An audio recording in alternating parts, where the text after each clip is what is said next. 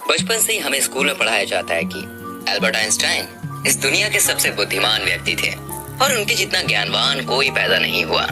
पर आप जानते हैं, भारत में जन्मे वशिष्ठ नारायण सिंह ने आइंस्टीन की मशहूर रिलेटिव थ्योरी तक को चुनौती दे दी थी। कौन थे वशिष्ठ नारायण सिंह? क्यों इनके बारे में हमें नहीं पढ़ाया जाता, न इन पर कोई किताब लिखी गई? वशिष्ठ नारायण का जन्म 2 अप्रैल 1942 को पटना के बसंतपुर गांव में हुआ। उनके पिताजी एक पुलिस कांस्टेबल थे और 5 भाई बहनों के परिवार में आर्थिक तंगी हमेशा डेरा जमाए रहती थी, लेकिन इससे उनकी प्रतिभा पर कभी कोई ग्रहण नहीं लगा।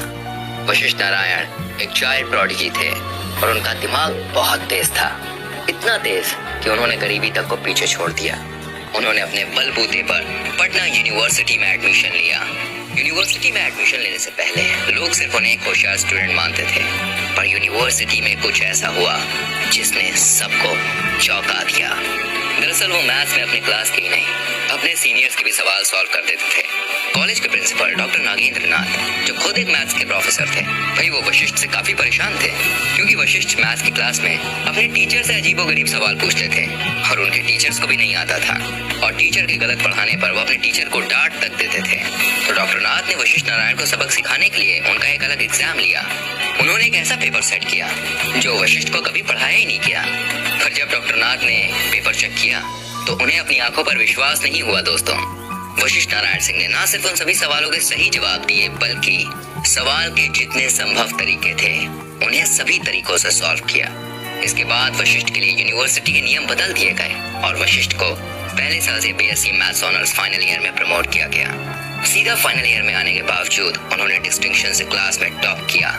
कॉलेज में अपने दूसरे वर्ष के अंत तक उन्हें एमएससी मैथ्स अंतिम परीक्षा देने की अनुमति दी गई। एमएससी फाइनल ईयर के सबसे होनहार बच्चे ने कॉलेज ड्रॉप कर दिया, इस डर से कि उसका टॉप रैंक वशिष्ठ नारायण सिंह को प्राप्त हो जाएगा। वशिष्ठ नारायण सिंह जब पटना साइंस कॉलेज में पढ़ते थे, तभी कैलिफोर्निया विश्वविद्यालय के प्रोफेसर जॉन कैली की नजर उन पर पड़ी। कैली ने उनकी प्रतिभा को पहचाना और 1965 में वशिष्ठ नारायण को अपने खर्चे पर अमेरिका ले गए। साल 1969 में उन्होंने कैलिफोर्निया यूनिवर्सिटी में पीएचडी की और अब वो डॉक्टर वशिष्ठ नारायण बन चुके थे। पीएचडी के बाद डॉक्टर वशिष्ठ नारायण सिंह ने स्पेस ऑर्गेनाइजेशन नासा ज्वाइन किया और 1969 में नासा का अपोलो मिशन लॉन्च हुआ। जी हाँ, वही अपोलो मिशन जिसने इंसान को चांद पर पहुंचाया था। इस मिशन के दौरान कंप्यूटर्स कुछ देर के लिए बंद हो गए थे। तब वशिष्ठ नारायण सिंह ने एक गणित लगाकर एक हिसाब निकाला और जब कंप्यूटर्स चालू हुए तो वशिष्ठ और कंप्यूटर का कैलकुलेशन एक ही था। 1973 में उन्होंने भारत आकर शादी कर ली और फिर अपनी पत्नी के साथ अमेरिका वापस चले गए। जिंदगी में सब कुछ बढ़िया था।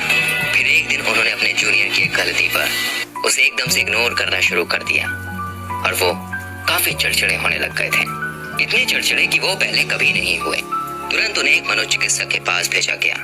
तब पता चला कि वो अर्ली स्टेज सिजोफ्रेनिया से पीड़ित हैं। इसके बाद उन्हें कुछ चिकित्सीय दवाओं को लेने को कहा गया। उन्होंने ये बात अपनी बीवी तक को नहीं बताई, पर कुछ समय बाद उनकी बीवी को इनकी आदतें कुछ अजीब लगने लगी और इनकी बीवी ने उन्हें एक दवाई लेते हुए देखा।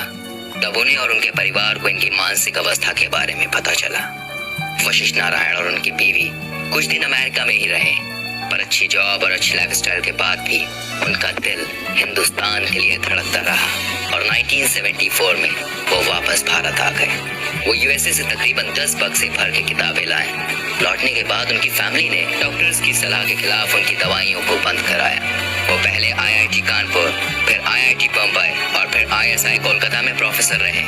इस दौरान उनकी मानसिक हालत काफी बिगड़ने लगी।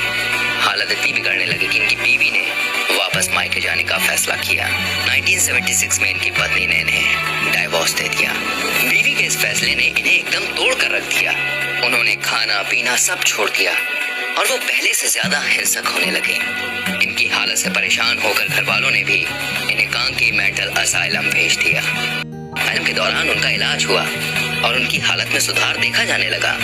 फिर 1990 में इनके पिता का देहांत हो गया और अंतिम संस्कार के लिए इन्हें असाइलम से पैरोल पर छोड़ दिया गया। वशिष्ठ ने वापस असाइलम जाने से मना कर दिया और जैसे कि उनकी हालत में काफी सुधार था, उन्हें असाइलम से डिस्चार्ज कर दिया गया। उनके भाई अयोध्या सिंह आर्मी में थे। उनकी पोस्टिंग पुणे में हुई तो वशिष्ठ नारायण भी उनके साथ पुणे चले गए। 1991 में ये चेकअप करने के लिए रांची के लिए निकले और बीच रास्ते में ट्रेन से गायब हो गए। उन्हें खूब ढूंढा गया पर कोई पता नहीं चला। 4 साल बाद वो अपनी बीवी के गांव के पास कूड़े के ढेर में मिले। तब से उनके परिवार वालों ने उन्हें अपनी नजर से दूर नहीं जाने दिया। नासा में काम कर चुके और पटना यूनिवर्सिटी के नियम चेंज करवा चुके वशिष्ठ नारायण अपने डिस्ट्रिक्ट में काफी मशहूर थे।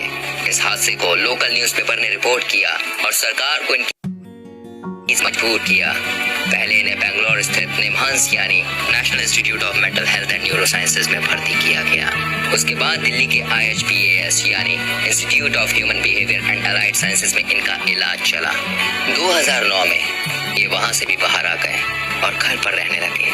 गुमनाम सिर्फ अमेरिका से लाई किताबें पढ़ते रहते और पेंसिल से पेपर पर कुछ न कुछ लिखते रहते।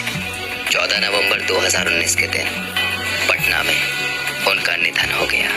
उनके निधन के बाद सोशल मीडिया पर एक फोटो बहुत तेजी से वायरल हुई जिसमें उनके परिवार वाले सरकारी एम्बुलेंस के लिए परेशान देखे जा रहे थे। फोटो वायरल होने पर बिहार सरकार ने अपनी इमेज को बचाने के लिए सरकारी एम्बुलेंस मुहैया कराई और इनका अंतिम संस्कार राजकीय सम्मान के साथ हुआ। वशिष्ठ नारायण सिंह को गणितज्ञ जॉन नैश के साथ रखकर देखा जाता है। जॉन नैश को भी सिजोफ्रेनिया नाम की एक बीमारी थी। बस फर्क ये है कि जॉन नैश का इलाज हो सका और वशिष्ठ नारायण सिंह का नहीं हुआ। वशिष्ठ नारायण सिंह एक ऐसे व्यक्ति थे जिन्होंने समय समय पर अपने एक्स्ट्राऑर्डिनरी होने का प्रूफ किया, पर कमजोर, सुविधाएं, निजी जीवन में समस्याओं, समाज के पागल होने की बोझ ने उन्हें तोड़ दिया। ये इस देश का दुर्भाग्य नहीं तो और क्या है। जो आदमी भारत का नाम पूरी दुनिया में रोशन करने में सक्षम था, उसकी मौत के बाद 2 घंटे तक उनकी बॉडी लेने एम्बुलेंस तक नहीं पहुंची। ये वशिष्ठ नारायण का नहीं बल्कि हमारे देश का नुकसान है। शायद जैसे आज दुनिया एल्बर्ट आइंस्टाइन को याद करती है, कल शायद वशिष्ठ नारायण सिंह को करती। दोस्तों, इस वीडियो को जितना शेयर कर सकते हैं आप उतना शेयर कीजिए।